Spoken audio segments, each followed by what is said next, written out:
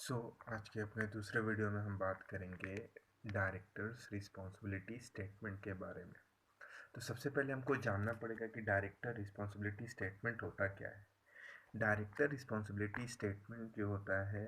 वो एक retain assurance होता है जो कि बोर्ड ऑफ डायरेक्टर्स देते हैं to the users of the financial statement. ठीक है, किस टाइप्स के एश्योरेंस दिए जाते हैं रिगार्डिंग द फिनेंशियल स्टेटमेंट्स और एनुअल अकाउंट्स, उसको हम लोग डिस्कस करेंगे इस पर्टिकुलर वीडियो में। अगर आप मेरे चैनल में नए हैं तो प्लीज़ सब्सक्राइब करें मेरे चैनल को और उस बेल आइकन को दबा दें ताकि आगे आने वाले किसी भी वीडियो को आप मिस ना करें। होप करता हूँ आज का ये वीडियो आपको बहुत ही अच्छा लगेगा। तो चलिए आगे बढ़ते हैं। तो section 134 subsection 5 of companies act 2013 ये बोलता है कि हर एक कंपनी के डायरेक्टर्स को अपने रिपोर्ट में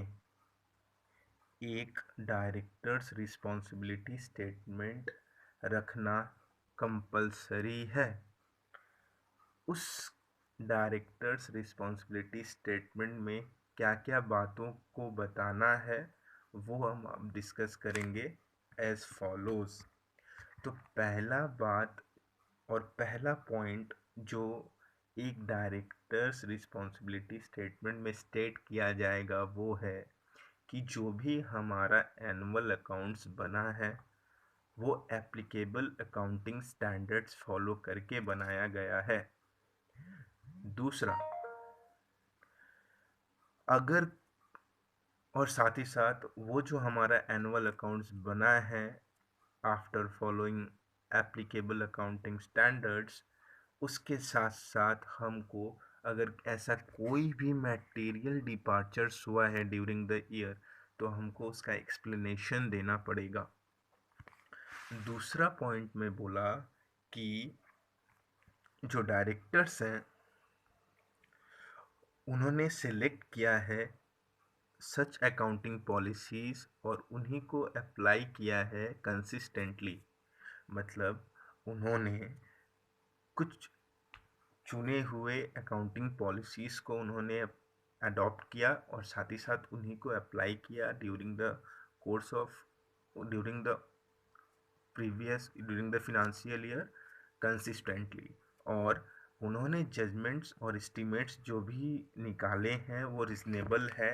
और प्रूडेंट है ताकि हमारा जो फिनेंशियल स्टेटमेंट है यानी जो हमारा आपका स्टेट ऑफ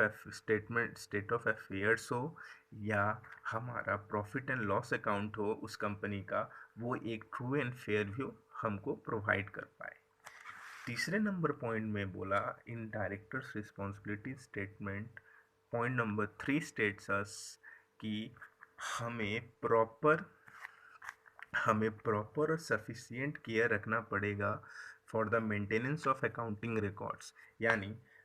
हमको डायरेक्टर्स अपने बताएंगे डायरेक्टर्स रिस्पॉन्सिबिलिटी स्टेटमेंट में as per section 134 subsection 5 of companies act 2013 कि हाँ साहब देखिए हमने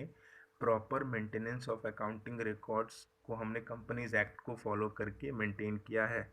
for safeguarding of assets and the company from preventing and detecting frauds and other irregularities. और साथ ही साथ हमने अपने जो असेट्स हैं जो हमारे कंपनी के लिए एसेट्स हैं उसको हमने सेफगार्ड किया है और हमने किसी भी तरह के फ्रॉड्स और इरेगुलरिटीज़ होने से हमने उसको बचाया है। चौथे पॉइंट में जो हमें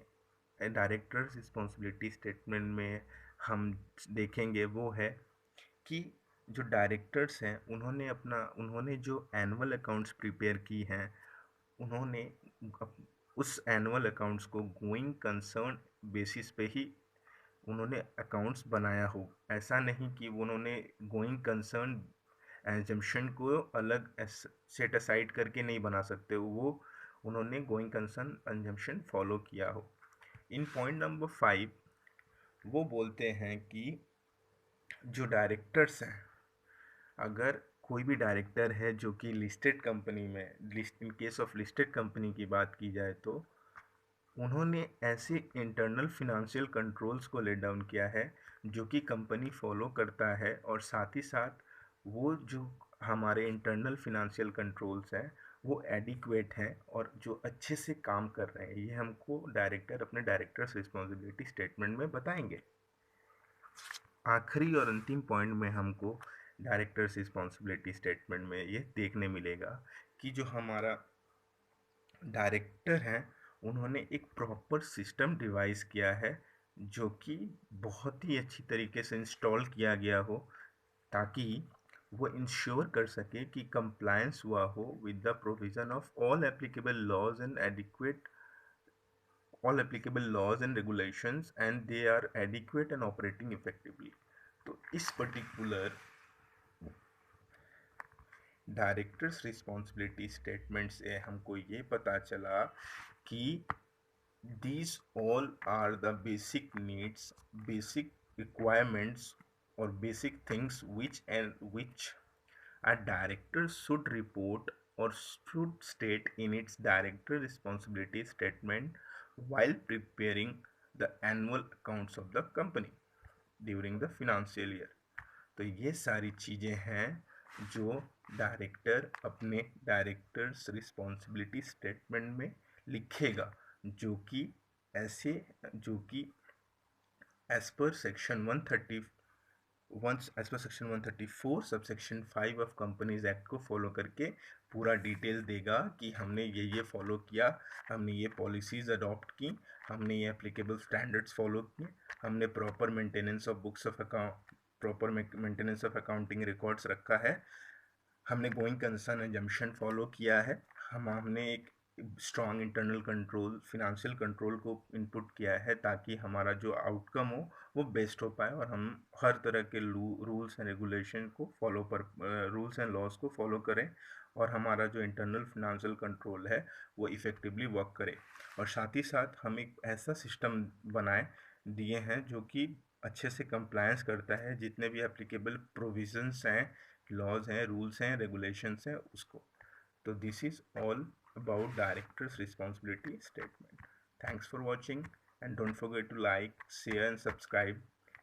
my channel, and please hit the bell icon to get the notification as early as possible for my new videos। Thank you।